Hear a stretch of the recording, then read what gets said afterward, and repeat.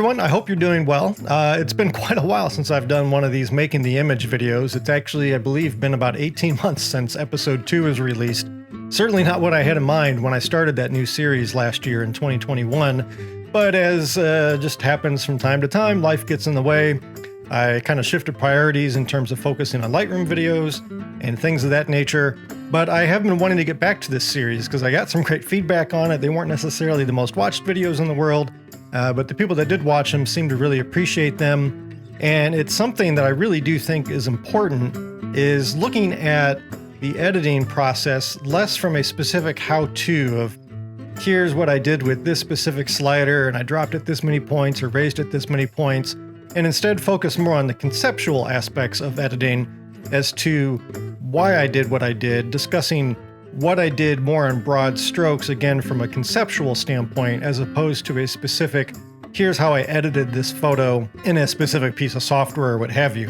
Now, of course, I do pretty much all of my editing in Lightroom Classic, but the takeaways from these making the image videos should be able to be applied regardless of what platform you're using, whether it be Lightroom or Photoshop, Luminar AI, Lightroom Mobile, or something else on your phone or tablet. I want to discuss and focus in on, again, the broader strokes of why I did what I did and a little bit of what I did, but again, not to the specifics of here's my individual settings, blah, blah, blah. Now, today's episode is actually going to be revisiting a scene that I covered in episode 1, but with a new photo taken at a different time of year and a little bit different composition. If you'd like to go back and check out the first 2 episodes of this Making the Image series, I do have a playlist. I'll link that down below.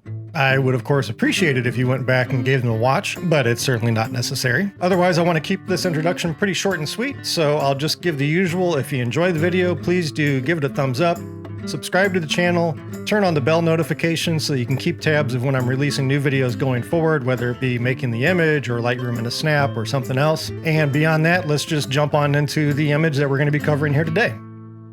So as I alluded to in the introduction, this is going to be a revisit of a scene that I covered in episode 1 of an image that I called A Witch's Hand. Now that might be kind of obvious why this one was titled that, but I took this photo back, I believe in January of 2021 on a very cool, misty, foggy morning, which is pretty unusual here in Texas, or at least North Texas. And out exploring with my buddy, John Fisher, we both kind of discovered this rather unusually shaped oak tree off in the distance as we were down in a meadow. And upon editing it, it really made me think of A Witch's Hand, hence the name. Now, over the intervening time between then and now, I have gone back to this scene in that meadow a couple different times to try to capture this tree in different conditions.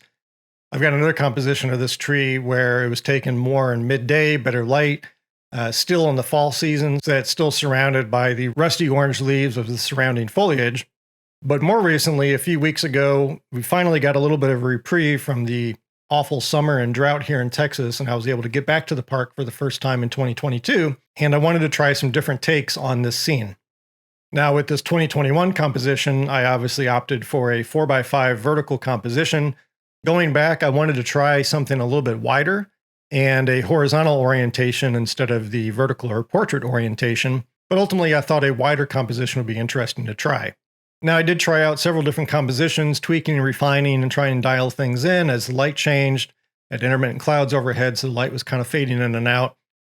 And ultimately, I think some of these different compositions I tried could work, maybe more so this second one here that I just clicked on. It does have some distracting elements around the frame, but I think at the right time of year, when there is at least some fall color coming into the scene, I think this could be an interesting wider composition, especially maybe more so in the late afternoon when the light's coming from the other direction. Regardless, I did try a few different compositions. At the end of the day, I just didn't feel that they worked all that well, given the late morning light and the pretty monochromatic green throughout the foliage, aside from the grasses in the foreground. Just didn't feel they were very balanced. So I did end up going back to a tighter compositions, more similar to what I did in 2021, although I did end up sticking with the horizontal orientation. Ultimately, I still think I prefer using the longer focal length to really focus in on the unique shape of the tree structure here.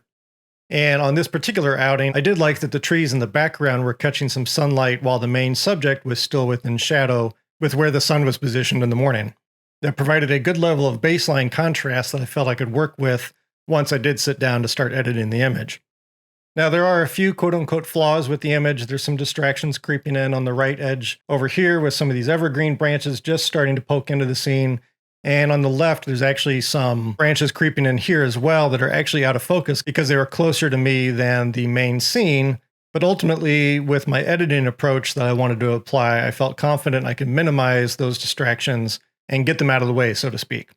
In terms of the overall composition here, aside from those distractions on the right and left edges, the bigger issue I felt was with these intersecting branches in the upper right corner. I feel this is a pretty strong element that really draws the eye, and it creates a lot of conflict or tension in that corner, especially between the fact that they're intersecting or crisscrossing with each other, as well as they're doing a great job of pulling your eye towards the edges of the frame as opposed to letting you focus more consistently or more thoroughly on the center of the frame where the main subject is. So if I pull the original image into the window snipping tool here, again, you've got this crisscross of patterns here that are quite distracting. To address this issue in the upper right, what I'm really looking to do is start off with a crop to pull in the image more on the central subject, which again is obviously the main tree structure here. But really looking at cropping it somewhere along that poorly drawn line there, and then probably bringing off some of the right side as well. So I'm eliminating this crisscross of branch or tree structures up here. That also conveniently eliminates these evergreen branches that are just poking in along the very far right edge as well. So if I jump back over to Lightroom, we can take a further look at my iterative process. Before we jump to the cropped version, I do want to point out that ultimately I ended up with a black and white edit of this image, as you probably noticed through the thumbnail for this video, but I did initially start off trying to work with it in color. And this isn't a final edit on a color version I attempted, but it was essentially a broad strokes edit that I tried to apply to see if I could get it anywhere from a color standpoint that I was happy with. While I do think there's some good contrast with the main tree structure, I just think overall the greens are too intense, especially the brighter portions of the green, which I could probably burn down or darken down. But there's also some distractions coming in. There's some dead leaves in the background here that are this pale yellow that just don't mesh with the rest of the image. So ultimately, I did end up going with a black and white take on this scene. I don't necessarily think the color version is terrible, but it just, going with a gut feeling, it doesn't sit well with me.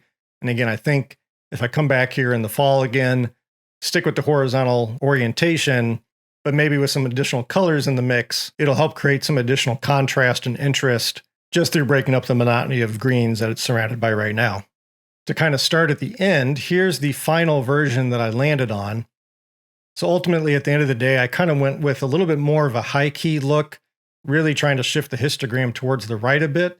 But I still wanted to keep good tonality throughout the main tree structure with some deep blacks and shadows to help it stand out from the background. Now, I was helped by the fact that, for the most part, a lot of the foliage in the background or the surrounding foliage was getting lit by some sunlight, again, while the main structure of the tree was in shadow. So capturing it in camera that way did help with the final composition or the final editing here. You can also see, if I go back to the original raw file, how that crop has pulled in tighter on the top here and on the right, eliminating this crisscross intersection that I was talking about a few moments ago.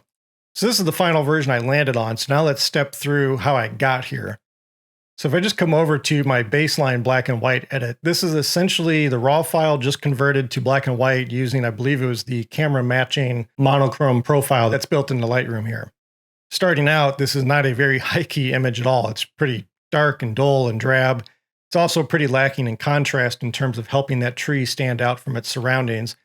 Again, you can see some brighter patches of foliage, but overall, there's not a huge variance in tonality throughout the image. So everything just kind of blends together. So I really wanted to make sure I addressed that as I started working on the image. If we take a look at this next version here, this is where I started off doing my basic adjustments. The biggest thing I did was I started that shift to more of a high key look. I boosted the exposure by full stop. I reduced the contrast a bit. I did pull down the highlights to help control some of the hot spots, but I boosted the whites up significantly, again, to make sure I was pushing that histogram to the right as much as I reasonably could without starting to lose too many details in the foliage that I still wanted to make sure I retained. Overall, the image is still pretty flat, but I've got it at a good starting point here where I can then start going in, and to use an analogy I've used before, I've kind of prepped the canvas here. Now I'm going in with carving tools as I go further into the editing process to really start refining and building and realizing the vision I had for this image when I started out. Also, as I tend to do with woodland images like this, I did soften things a little bit by putting in some negative texture and some negative clarity, just to help remove, sometimes I feel woodland images, when they come straight out of the camera, look a little too sharp or crunchy. So that helps just soften things down a bit. And to me, better represents how I saw it in the field and the mood and feeling I'm trying to convey through the editing process. Now, the point here isn't to talk about all the specific settings, but obviously my basic settings are visible on screen here. So it is worth pointing out that these are the settings I ended up with. These aren't necessarily the settings I actually started with. All of this is iterative. So as I make other adjustments, I often come back to the basic panel and tweak and refine things, and it's a little bit of back and forth. So if you are peeking at the settings, that's fine, but just keep in mind, this may not be what I actually started with. This is what I ended with. Now, the next thing I did that really had the first big impact to the image was going to the tone curve and start applying some changes there. So taking it from the default flat curve, what I really focused on was what can I do with the tone curve to try to make the subject stand out more than what it was with those basic edits and in the raw file, where again, everything was just kind of blending together a little bit. So if I turn this tone curve back on here, you can see that I really focused on pulling down the left side of the histogram, or the darker end of the histogram, as well as the midpoints a little bit. And then that pulled the highlights down a smidge. So I made sure I went in and actually took that highlights point, or added a highlights point, and pulled those highlights back up. So I wasn't losing any luminosity within the right side of the histogram either. As I turn this tone curve off and on, you can watch the histogram in the upper right and see that it is shifting to the right. Again, going towards that high key look I'm trying to achieve here. But it also did extend it out across the width of the histogram panel as well. So you can see I'm adding some contrast in, but still working to achieve that high key look. From there, and one of the tricks I use within Lightroom at least, again, platform agnostic as I'm trying to make this video, but I do want to speak to it because it has a further impact on the luminance throughout the image here, is I actually use my color grading panel. And although I'm not doing any actual color adjustments with it, it's a subtle change, but as I turn this on and off, you can see I used this color panel tool to add in some additional targeted contrast within the image. So if we look at the specifics here, I didn't really do much on the shadows themselves, but on the highlights, I did boost up the highlights by a fair bit. And I also brought down the midtones a little bit darker as well. So kind of mimicking what I did in the tone curve, but using a different tool because it does have a little bit of a different impact to the image. That's something I like to do, is how can I combine different tools that may have similar impacts, but are different enough that I can get some different results than what I could do just using one or the other. And then from here, basically everything else I did was achieved through masking or local dodging and burning throughout the image. So if I close out the color grading panel here and I open up my masking panel, right now I have all my masks disabled. So I'll turn these on one by one so you can see how I started building upon each previous step within my editing workflow. The way the masking panel works within Lightroom Classic, by default, your mask groups at the bottom are the first ones you did, and the mask group at the top is the last one you did. So if I go through this in order, the first thing I wanted to focus on was what can I do again to make that main structure of the tree stand out more. So my main focus was on the witch, as I call the subject here. And I've actually got this mislabeled now that I see this. That's a little embarrassing. I didn't dodge this, I burned it. So I burned the tree down to make it darker to help it stand out further from the background foliage.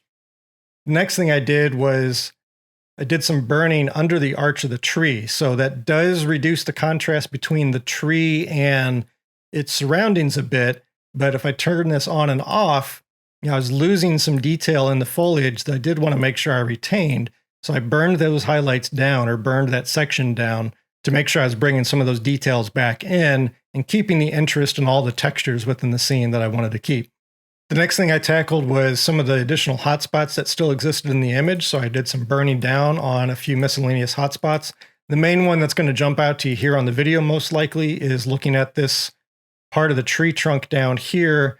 It was actually in direct sunlight when I took the photo, whereas the main structure of the tree wasn't. So it was quite bright, as you can see with this mask turned off. So my main focus there was just to draw that down and keep it from pulling the eye down towards that bottom edge of the frame. After that, I was looking around some of the edges to see where do I have some imbalance in the contrast that needed to be addressed. So I came in and I did some dodging on the darks around the edges.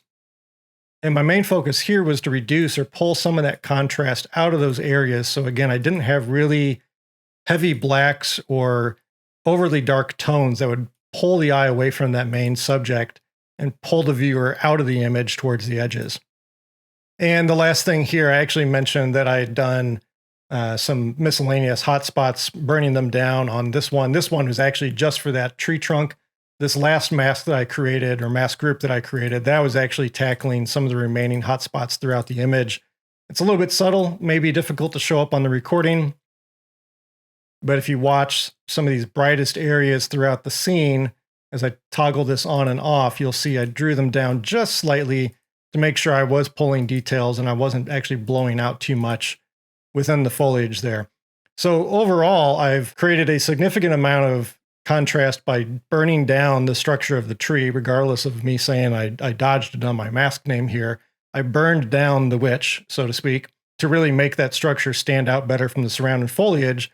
But I still didn't want to go too extreme on the brightness of the leaves surrounding it because I was losing some detail. So if I turn all my masks on and off, you can see cumulatively how much of a difference I was able to make by focusing on those targeted adjustments or targeted dodging and burning through masking. And again, whether you're doing this with layer mask or dodge and burn within Photoshop or another platform, that's entirely up to you. The point here is conceptually why I did what I did.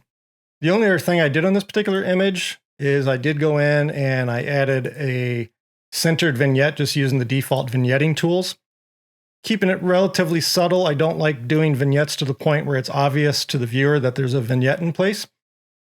But turning this on and off, again, it just helps pull that eye in from those outer edges and keep you centered on the main focal point of the image.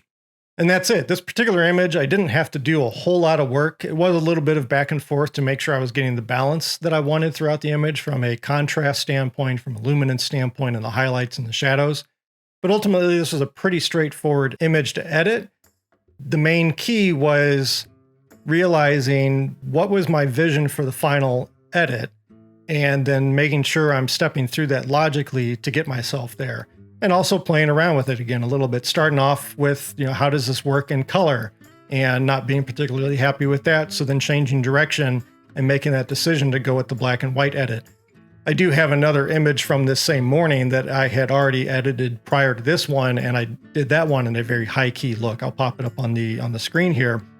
But I edited that prior image in a high-key look as well, so I also was kind of leaning towards how do I create some consistency and flow within this little small collection of photos that I took that morning from a single outing. So that kind of helped guide me down the path I wanted to go as well. But again, from a conceptual standpoint, thinking about what is your vision for the image, and then how can the tools at your disposal, regardless of what software tools you're using, how can those help you get there and fully realize your vision through the editing process? So there's your first Making the Image episode in a good year and a half. I hope you like it. If there's something that you would like me to tweak or go into more detail or less detail about, or if you've got questions, feel free to drop them in the comments below. The intent here is to hopefully help my viewers grow and be better able to visualize and realize your creative vision through the art of editing. So I want this to be kind of guided by my viewers. If you got ideas, suggestions, feedback, feel free to share, and I will certainly take it into account for future episodes. With that said, if you did find it helpful, again, thumbs up, subscribe to the channel, turn on the bell so you know when I release new videos, whether it's more Making the Image videos, Lightroom the Snap, whatever, you'll get notified as they come out. And until next time, take care.